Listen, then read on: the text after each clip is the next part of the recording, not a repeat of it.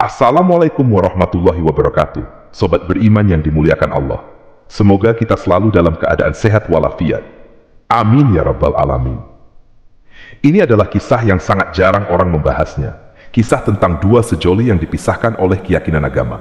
Sebelum kita mulai, alangkah baiknya jika para pemirsa sekalian memberikan dukungan untuk kanal ini dengan cara menyukai, mengomentari, dan berlangganan. Semoga yang sudah membantu mendukung dilancarkan rezekinya. Amin, amin ya rabbal alamin. Cerita kali ini menjadi spesial karena tokoh wanita yang ada di kisah ini adalah anak kandung dari baginda Nabi Shallallahu Alaihi Wasallam. Dari cerita kali ini akan tergambar bagaimana kekuatan cinta Zainab kepada suaminya dengan berlatar belakang agama yang berbeda. Kisahnya begini teman-teman. Nabi Muhammad Shallallahu Alaihi Wasallam memiliki seorang putri bernama Zainab. Zainab merupakan putri sulung dari pernikahan baginda Nabi dengan Siti Khadijah. Zainab dalam Islam merupakan seorang tokoh wanita yang menjadi simbol kesabaran, kemandirian, dan kasih sayang. Zainab adalah anak Nabi Shallallahu Alaihi Wasallam yang paling besar. Ia terbiasa membantu pekerjaan rumah tangga ibunya. Bahkan ia bertugas mengasuh adik-adiknya. Dari sinilah Zainab tumbuh menjadi seorang wanita yang mandiri. Mungkin dalam kisah percintaan tokoh-tokoh Islam, kita banyak mendengar kisah cinta antara Siti Fatimah dan Ali bin Abi Thalib, atau kisah cinta Siti Aisyah dan baginda Nabi Shallallahu Alaihi Wasallam. Namun kisah cinta Zainab pun tak kalah menarik untuk diangkat ceritanya. Teman-temanku seiman, Zainab menikah dengan seorang laki-laki Quraisy bernama Abul Ash bin Rabi. Pada saat pernikahannya, sang ibu, yaitu Siti Khadijah, memberikan sebuah kalung kepada anaknya sebagai bentuk kasih sayang. Kalung itu kemudian disimpan oleh Zainab. Pernikahan mereka terjadi ketika ayahnya, Zainab, yaitu baginda Nabi Shallallahu Alaihi Wasallam, belum menerima wahyu. Ketika itu rumah tangga Zainab dan suaminya berjalan sangat harmonis. Semakin hari Zainab semakin mencintai suaminya. Begitu pula sebaliknya, Abul Ash bin Rabi semakin perhatian kepada istrinya. Namun pada suatu hari ketika wahyu turun kepada Nabi Shallallahu Alaihi Wasallam, Zainab tanpa ragu memeluk agama Islam. Ia melakukan itu sebagai bentuk ketaatannya kepada Allah Subhanahu Wa Taala dan ayahnya. Tapi tidak demikian dengan suaminya, Abul Ash bin Rabi. Ketika Zainab memeluk Islam, sebagian orang Quraisy menghasut Abul Ash untuk tidak memeluk Islam dan tetap pada agama leluhurnya. Bahkan orang-orang Quraisy menghasut Abul Ash supaya menceraikan Zainab dan meninggalkannya. Namun, Abul Ash tidak mau menceraikan Zainab ataupun menggantinya dengan wanita lain. Ia begitu mencintai Zainab, tetapi ia tetap tidak mau masuk Islam dan menerima dakwah mertuanya. Dari sinilah tantangan dakwah bagi Nabi Shallallahu Alaihi Wasallam dimulai, karena salah seorang keluarganya tidak mau beriman. Abul Ash bin Rabi terus dihasut oleh orang-orang Quraisy, tetapi Zainab tetap teguh memeluk Islam, sementara Abul Ash tetap pada agama leluhurnya. Mereka berdua tetap tinggal bersama di Mekah, karena pada saat itu teman-teman belum ada larangan menikah beda agama. Sobat beriman yang dimuliakan Allah, setelah beberapa waktu berlalu, Nabi Shallallahu Alaihi Wasallam hijrah dari kota Mekah ke Madinah. Nabi Shallallahu Alaihi Wasallam bersama rombongan sahabatnya meninggalkan Mekah, sementara Zainab dan Abul Ash tetap tinggal di Mekah. Singkat cerita, ketika itu terjadilah perang yang sangat terkenal, yaitu Perang Badar. Perang Badar adalah pertempuran antara dua kubu, yaitu pasukan Muslim di bawah kepemimpinan Rasulullah dan pasukan kaum kafir Quraisy.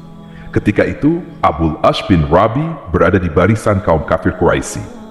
Peperangan ini tentu saja membuat batin Abul Ash bin Rabi kacau karena ia harus berhadapan dengan mertuanya. Dalam perang Badar ini, akhirnya pasukan kaum muslimin yang dipimpin oleh Nabi Shallallahu Alaihi Wasallam memenangkan pertempuran. Namun tersebar kabar bahwasanya ketika terjadi kekalahan dari kaum kafirin ini, suami dari Zainab, yaitu Abul Ash bin Rabi, ditawan oleh tentara kaum muslimin. Abul Ash ketika itu dipenjara di daerah yang bernama Yastrib. Lalu, mengetahui hal ini, Zainab ingin menebus suaminya dengan sejumlah harta supaya suaminya ini bisa dibebaskan oleh kaum muslimin. Padahal, teman-teman, keluarga besar dari Abul Ash ini adalah orang yang kaya raya. Bahkan ketika mengetahui hal tersebut, keluarga Abul Ash sebenarnya ingin langsung menebus anaknya supaya bisa bebas. Tapi Zainab bersikeras supaya biar ia saja yang menebus suaminya ini dengan hartanya.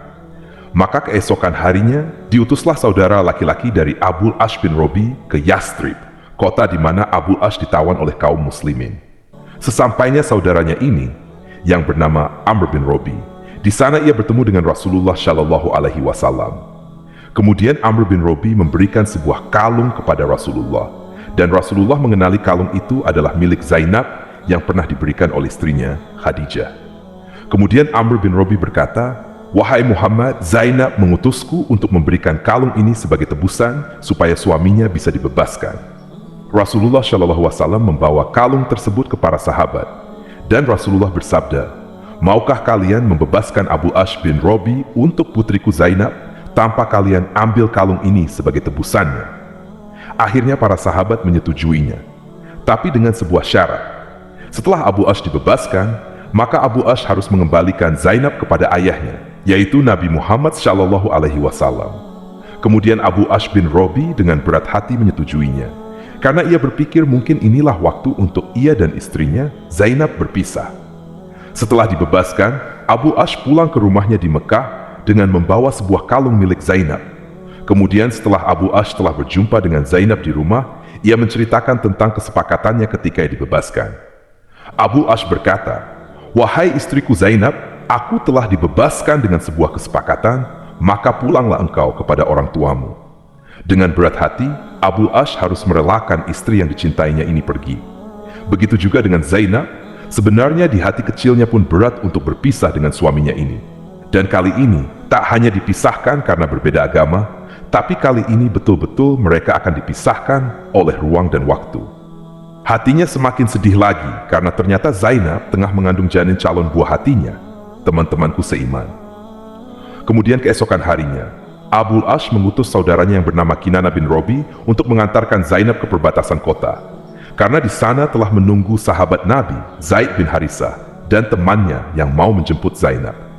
Di perbatasan kota itu, ia berpesan, "Wahai saudaraku, tentulah engkau mengetahui kedudukan Zainab dalam jiwaku, dan engkau tahu bahwasanya aku tak sanggup membiarkannya berjalan sendirian. Maka antarkanlah dia menuju perbatasan kota, karena di sana telah menunggu 2 utusan dari Muhammad. Wahai saudaraku, perlakukanlah dia dengan lemah lembut selama perjalanan ini, dan perhatikanlah dia sebagaimana engkau memperhatikan wanita-wanita terpelihara. Lindungilah dia dengan anak panahmu hingga anak panah yang terakhir." Maka berangkatlah keduanya dengan menunggangi unta. Rupanya, teman-teman, perjalanan mereka menuju perbatasan kota tidaklah mulus.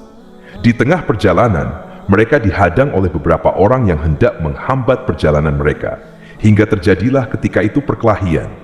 Salah seorang yang menghadang mereka menusuk perut unta ketika Zainab tengah berada di atas unta, yang mengakibatkan Zainab terjatuh hingga mengeluarkan darah. Akhirnya, teman-teman, karena kejadian ini, Zainab mengalami keguguran janin di dalam perutnya yang terpaksa harus ia ikhlaskan. Kemudian hambatan ini berhasil mereka lalui hingga mereka sampai di perbatasan. Lalu Kinana bin Robi segera menyerahkan Zainab kepada Zaid bin Harisah.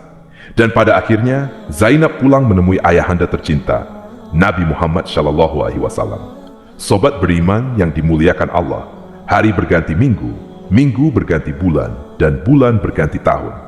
Hari-hari Abu Ash bin Robi dilalui lebih banyak murung. Ia merasakan rindu yang amat sangat kepada Zainab yang lama sudah tak berjumpa. Ia merasakan sangat kesepian sejak hari di mana Zainab pergi kembali ke orang tuanya. Begitu juga dengan Zainab. Ia merasakan seperti sudah tak ada lagi kesempatan untuk bisa berkumpul bersama lagi dengan pria yang dicintainya itu. Zainab hanya bisa berdoa kepada Allah Subhanahu wa Ta'ala, semoga ada jalan untuk masalah ini. Tak terasa telah berlalu 6 tahun setelah mereka memutuskan untuk berpisah. Hingga pada suatu hari, ketika Abu Ash bin Robi bersama kafilah dagangnya sedang melakukan perjalanan dagang menuju negeri Syam. Setelah mereka selesai berdagang dari negeri Syam, di perjalanannya pulang ke kota Mekah. Di tengah jalan mereka dihadang pasukan muslimin yang berhasil mengambil seluruh harta yang Abu Ash bin Robi bawa. Masih untung mereka tidak membunuhnya. Mereka hanya mengambil harta dan membiarkan Abu Ash dan kafilah dagangnya pergi begitu saja. Akhirnya, karena kejadian itu, Abu Ash bin Robi pulang tanpa membawa apa-apa. Masalahnya adalah, yang dirampas itu bukan hanya hartanya saja. Di sana ada juga harta dagangan orang-orang Mekah yang dititipkan kepadanya. Ketika itu ia berpikir, bagaimana aku jelaskan kepada orang-orang Kalau uang hasil dagangan mereka telah hilang dari tanganku, pastilah mereka semua akan marah besar kepadaku karena aku tak bisa menjaga amanah itu." Akhirnya, Abu Ash bingung dan ia takut untuk pulang ke Mekah. Sobat beriman yang dimuliakan Allah, karena peristiwa perampokan ini, mau tidak mau Abu Ash harus mengambil kembali harta itu. Entah bagaimana caranya. Lalu Abu Ash bin Robi teringat akan Zainab, dan mungkin saja jika ia menemui Zainab, ia bisa membantunya untuk mengambil kembali hartanya yang dirampok. Akhirnya pada suatu malam, Abu Ash pergi ke wilayah kaum muslimin secara sembunyi-sembunyi. Ketika itu, ia melakukan penyamaran agar tak ada seorang pun yang mengetahui kalau dia adalah salah satu kelompok dari kaum musyrikin. Sebab kalau sampai ketahuan, teman-teman, bisa saja Abu Ash ditangkap dan ditawan seperti waktu perang Badar. Singkat cerita, dalam penyamarannya, Abu Ash bin Robi berhasil bertemu dengan Zainab. Kemudian, Abu Ash langsung menceritakan maksud kedatangannya. Abu Ash bin Robi meminta perlindungan dari Zainab dan berharap harta yang dirampok waktu itu bisa dikembalikan kepadanya, karena beberapa dari harta itu merupakan uang orang lain yang dititipkan kepadanya.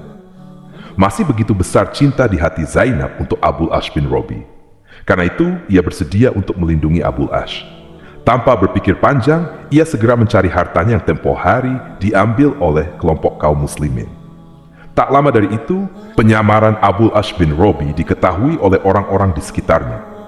Tak lama dari itu, orang-orang kaum muslimin berkerumun dan segera bersiap-siap untuk menangkap Abu Ash bin Robi. Kemudian Zainab berkata kepada orang-orang, "Wahai tuan-tuan, Abu Ash bin Robi dalam jaminan dan lindunganku." Kemudian Nabi Shallallahu Alaihi Wasallam datang kepada kerumunan orang-orang ini dan bersabda, "Wahai orang-orang, apakah kalian tidak mendengar apa yang aku dengar? Sesungguhnya, serendah-rendahnya seorang muslim, mereka tetap dapat memberi perlindungan." Mendengar ucapan Nabi Shallallahu Alaihi Wasallam, orang-orang kaum muslimin segera tidak jadi menangkap Abu Ash bin Robi. Lalu Rasulullah menemui Zainab dan Abu Ash bin Robi. Kemudian Zainab berkata kepada Rasulullah, "Wahai ayahku, sesungguhnya jika Abu Ash dianggap keluarga dekat, ia masih putra paman. Jika dianggap jauh, ia adalah ayah dari anakku, dan karena itu aku melindunginya." Kemudian Rasulullah berpesan kepada Zainab dan berkata, "Wahai putriku, muliakanlah tempatnya, dan jangan sampai dia menyentuhmu, karena engkau tidak halal baginya selama dia masih musyrik." Meski begitu, Rasulullah melihat raut wajah dari putrinya, yang terlihat masih setia kepada laki-laki yang pernah ditinggalkan karena memeluk agama Islam. Kemudian Zainab dan Abu Ash segera menceritakan kepada Nabi Shallallahu Alaihi Wasallam tentang maksud kedatangan Abu Ash ke kaum muslimin. Singkat cerita, Nabi Shallallahu Alaihi Wasallam memerintahkan waktu itu untuk mengembalikan harta Abu Ash yang tempo hari dirampas. Lalu dibawalah harta Abu Ash ke hadapannya, dan ketika itu salah seorang yang merampas harta berkata kepada Abu Ash, ia bilang, "Maukah kau masuk Islam dan mengambil harta benda ini karena ini semua milik orang-orang musyrik?" Bukannya langsung beriman. Ketika itu Abu Ash malah berkata, "Sungguh buruk awal Islamku jika aku mengkhianati harta yang dipercayakan kepadaku." Maksudnya di sini adalah orang-orang yang mau mengembalikan harta ini menawarkan kepada Abu Ash, kalau Abu Ash mau bersyahadat, maka ia bisa ambil harta itu dan tak usah kembali ke Mekah untuk mengembalikan harta tersebut. Karena harta itu sebagian milik orang-orang musyrik di Mekah. Namun, Abu Ash rupanya tidak mau, karena ia tetap berpegang dengan amanahnya. Ia tak mau masuk Islam dengan cara seperti itu. Ia tetap ingin mengembalikan harta ini kepada pemiliknya. Teman-temanku seiman, akhirnya ketika itu, orang-orang tetap mengembalikan harta itu kepada Abu Ash bin Robi sesuai apa yang diperintahkan Nabi Shallallahu Alaihi Wasallam dan sebagai penghormatan kepada Zainab. Kemudian setelah harta tersebut telah berada di tangan Abu Ash kembali, ia langsung bertolak pulang menuju kota Mekah. Ketika Abu Ash sampai di kota Mekah, tanpa menunggu waktu lama, ia langsung bagikan harta titipan dagang tersebut kepada pemiliknya. Maka setelah harta telah habis dikembalikan kepada pemiliknya masing-masing, Abu Ash bin Robi segera berdiri dan berseru kepada orang-orang Quraisy. Ia bilang, "Wahai orang-orang Quraisy, apakah ada harta kalian yang masih berada padaku?" Kemudian orang-orang Quraisy berkata, "Tidak ada, wahai Abu Ash, seluruh harta dagang telah kami terima dengan utuh. Kami telah mendapati kamu seorang yang jujur dan mulia." Setelah dipastikan seluruh harta sudah ada di pemiliknya masing-masing, dengan lantang Abu Ash bin Robi berkata kepada kaum kafirin Quraisy.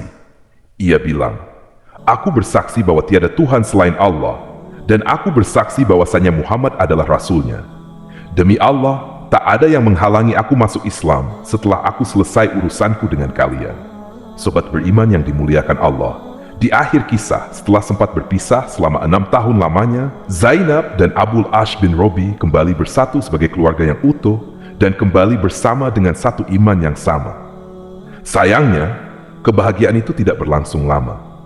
Setelah setahun mereka berkumpul kembali, Allah Subhanahu wa Ta'ala takdirkan Zainab wafat mendahului sang suami pada tahun 8 Hijriah. Mertuanya, yaitu Rasulullah Shallallahu Alaihi Wasallam, begitu sedih ketika Zainab meninggal dunia. Bahkan Rasulullah sampai turun ke liang lahat saat peristiwa pemakaman putrinya. Zainab wafat dengan meninggalkan kisah cinta dan kenangan terbaik. Zainab merupakan tokoh wanita yang menjadi simbol kesetiaan seorang istri terhadap suaminya, berusaha untuk ikhlas atas kepergiannya. Ia disebut Putri Al-Amin. Semoga Allah Subhanahu wa Ta'ala membalas semua kebaikannya. Bahkan teman-teman, Rasulullah Shallallahu Alaihi Wasallam pernah bersabda mengenai Zainab, "Sesungguhnya ia adalah sebaik-baiknya anakku dalam menerima musibah." Wallahu alam bisawab. Jadi itulah kisah tentang cinta Zainab, putri Rasulullah Shallallahu Alaihi Wasallam. Semoga kisah ini bermanfaat, lebih dan kurangnya mohon dimaafkan. Yang benar datangnya dari Allah Subhanahu wa Ta'ala, khilaf ataupun keliru itu datangnya dari saya pribadi sebagai manusia biasa. Sampai ketemu di kisah-kisah seru yang penuh makna selanjutnya. Saya akhiri.